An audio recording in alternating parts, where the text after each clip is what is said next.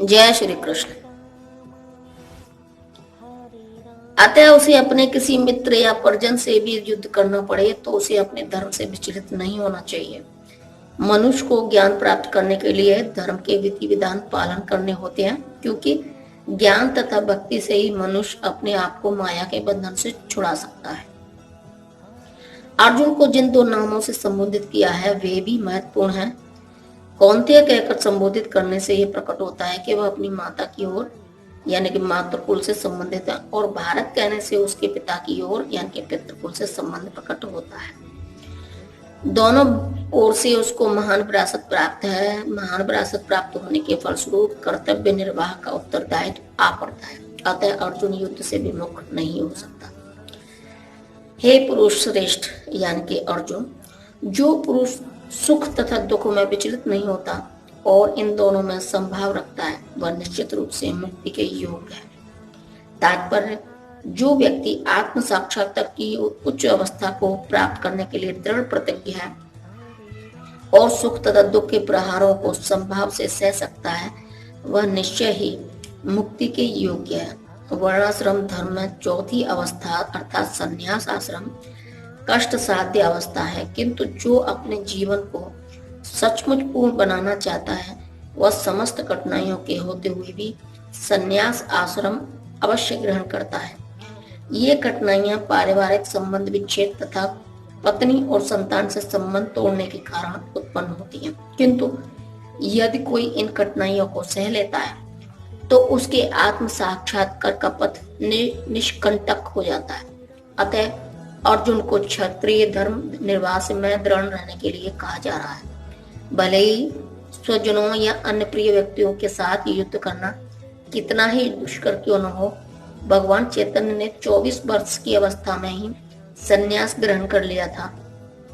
यद्यपि उन पर आश्रित उनकी तरुण पत्नी तथा वृद्धा माँ की देखभाल करने वाला अन्य कोई न था, तो भी उच्चादर्श के लिए उन्होंने संन्यास ग्रहण किया और अपने कर्तव्य पालन में स्थिर बने रहे। भव बंधन से मुक्ति पाने का यही एकमात्र उपाय है। तत्वदर्शियों ने यह निष्कर्ष निकाला है कि असत यानी कि भौतिक शरीर का तो कोई चिरस्थायित्व नहीं है, किंतु सत यानी कि आत्मा अपरिवर्तित रहता है। उन्होंने इन दोनों की प्रकृति के अध्ययन द्वारा यह निष्कर्ष निकाला है। तात्पर्य, परिवर्तनशील शरीर का कोई स्थायित्व नहीं है। आधुनिक चिकित्सा विज्ञान ने भी यह स्वीकार किया है कि विभिन्न कोशिकाओं की क्रिया प्रतिक्रिया द्वारा शरीर प्रतिक्षण बदलता रहता है। इस तरह शरीर में वृद्धि तथा वृद्धावस्था आती रहती है, किंतु शरीर तथा मन में निरंतर परिवर्तन होने पर भी आत्मा स्थायी रहता है। यही पदार्थ तथा आत्मा का अंतर है। स्वभावतः शरीर नित्य परिवर्तनशील है और आत्मा शाश्वत है। तत्वदर्शियों ने, चाहे वे निर्विशेषवादी हों या सगुणवादी हों, इस निष्कर्ष की स्थापना की है। विष्णु पुराण में 2.12.38 में कहा गया है कि विष्णु तथा उनके धाम स्वयं प्रकाश से प्रकाशित है। सत तथा असत शब्द आत्मा तथा भौतिक पदार्थ के ही द्योतक है। सभी तत्वदर्शियों की यह स्थापना है। यहीं से भगवान द्वारा अज्ञान से मोहग्रस्त जीवों को उपदेश देने का शुभारंभ होता है। अज्ञान को हटाने के लिए आराधक और आराध्य के बीच पुनः शाश्वत संबंध स्थापित करना होता है और फिर अंश रूप जीवों तथा श्री भगवान के अंतर को समझना होता है। कोई भी व्यक्ति आत्मा के अध्ययन द्वारा परमेश्वर के स्वभावतः को समझ सकता है। आत्मा तथा परमात्मा का अंतर अंश तथा पूर्ण के अंतर के रूप में है। वेदांत सूत्र तथा श्रीमद् भागवत में परमेश्वर को समस्त उद्भवों यानी कि प्रकाश का मूल माना गया है। ऐसे उद्भवों का अनुभव परा तथा अपरा प्राकृतिक क्रमों द्वारा किया जाता है। जीव का संबंध परा प्रकृति से है, जैसा कि 7वें अध्याय से स्पष्ट होगा। यद्यपि शक्ति तथा शक्तिमान में कोई अंतर नहीं है, किंतु शक्तिमान को परम माना जाता है और शक्ति या प्रकृति को गौण। अतः सारे जीव उसी तरह परमेश्वर के सदैव अधीन रहते हैं जिस तरह सेवक स्वामी के या शिष्य गुरु के अधीन रहता है। अज्ञानावस्था में ऐसे स्पष्ट ज्ञान को समझ पाना असंभव है। अतः ऐसे अज्ञान को दूर करने के लिए सदा सर्वथा के लिए जीवों को प्रबुद्ध करने हैं तो भगवान भगवत गीता का उपदेश देते हैं। तात्पर्य, इस श्लोक में संपूर्ण शरीर में व्याप्त आत्मा की प्रकृति का अधिक स्पष्ट वर्णन हुआ है। सभी लोग समझते हैं कि जो सारे शरीर में व्याप्त है वह चेतना है।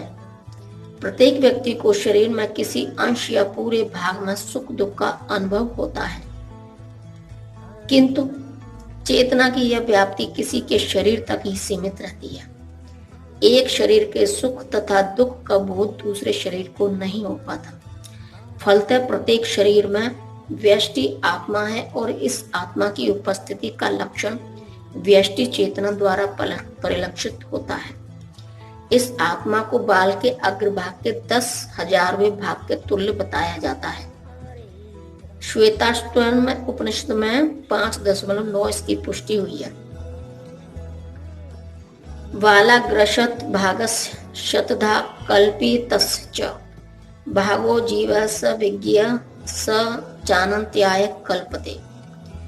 यदि बाल के अग्रभाग को 100 भागों में विभाजित किया जाए और फिर इनमें से प्रत्येक भाग को 100 भागों में विभाजित किया जाए तो इस तरह के प्रत्येक भाग को माप आत्मा का परिमाप है। इसी प्रकार यही कथन निम्नलिखित श्लोक में मिलता है। जय श्री कृष्ण। मैं एक बात आपको, जो भी हैं मेरे श्रीमद् भागवत गीता को सुनने वाले भक्तगण हैं, उनसे मैं एक बात कहना चाहती हूँ कि जो भी होता है मैं प्योर हिंदी, यानी कि जो समझने लायक हिंदी है, जो हम लोग नॉर्मल इंसान समझ सकते हैं, उस भाषा को उस भाषा में हम आपको श्रीमद् भागवत गीता को सुनाती हूँ। अगर इसमें किसी भी तरह के श्लोक आ जाते हैं, उन श्लोकों को मैं से जो भी श्लोक पढ़े जाएं वो शुद्ध रूप से बिल्कुल बिना रोक टोक के, बिना किसी गलती के पढ़े जाएं। हम में से ऐसा कभी कभी हो जाता है कि कुछ गलतियां हो जाती हैं, कुछ त्रुटियां हो जाती हैं, तो इसलिए मैं इन श्लोकों को शुद्ध हिंदी में, जो भी हिंदी में दिए गए हैं, वो मैं पढ़ के आपको सुनाती हूँ। अगर कोई एक का श्लोक मैं बोल देती हूँ तो वो मेरे से जो बोले जाते हैं मैं उनको बोल देती हूँ। लेकिन होता ही क्या है कि या तो शुद्ध उच्चारण कीजिए, और अगर आप शुद्ध उच्चारण नहीं करते हैं तो आप दूसरे तरीके से समझ सकते हैं या समझा सकते हैं। तो इसके लिए मैं आप सभी लोगों से ये अनुरोध करती हूँ कि अगर मैं किसी भी तरह की कोई त्रुटि हो जाती है या गलती हो जाती है या उच्चारण में कुछ मिस्टेक हो जाता है तो उसके लिए मैं क्षमा चाहती हूँ, उसके लिए मैं सॉरी चाहती हूँ। और वैसे मैं बिल्कुल आसान भाषा में आप लोगों को श्रीमद् भगवत गीता का पाठ सुनाती हूँ और आप इससे लाभ ले सकते हैं। और ये बहुत ही एक अमृत है, अमृत वर्ण है, अमृत श्लोक है, अमृत है ये गीता। इसको आप क्या इसी श्रीमद् भगवत गीता में इसकी तुलना श्री गंगा मैया से भी ज्यादा की है। यानी कि गंगा मैया जो अमृत है, जहां जहां समुद्र मंथन हुआ था उस वक्त जो अमृत निकला था, अमृत उद्धृत हुआ था, उस वक्त अमृत की बूंदें जहां जहां गिरी थी वहां वहां कुंभ के मेले स्थापित होते हैं। क्यों? क्योंकि वहां का गंगा जल अमृत है, इसलिए गंगा जल अपने आप में ही, गंगा मैया अपने आप में ही अमृत है। लेकिन उनसे भी व्यक्ति के जीवन में उपयोगी बताया गया है श्रीमद् भगवत गीता को।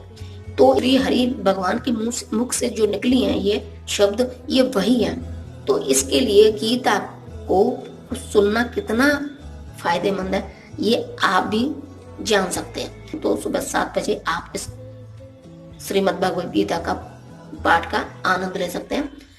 अब मैं आप लोग सभी लोगों से गुजारिश करती हूँ कि एक बार ये जो अमृतवाणी मेरा चैनल है इसको आप सब्सक्राइब कर लें और इसकी घंटी को भी दबा लें, ताकि जो भी जितने भी नए नए वीडियो आए, जो भी पार्ट हो, वो आप तक बिना किसी रोक टोक के पहुंच सके। इसके लिए आप ये जो मैंने बताया वो कर दें। और आप सब लोगों का मेरे साथ बने रहने के लिए बहुत बहुत धन्यवाद। जय श्री कृष्ण।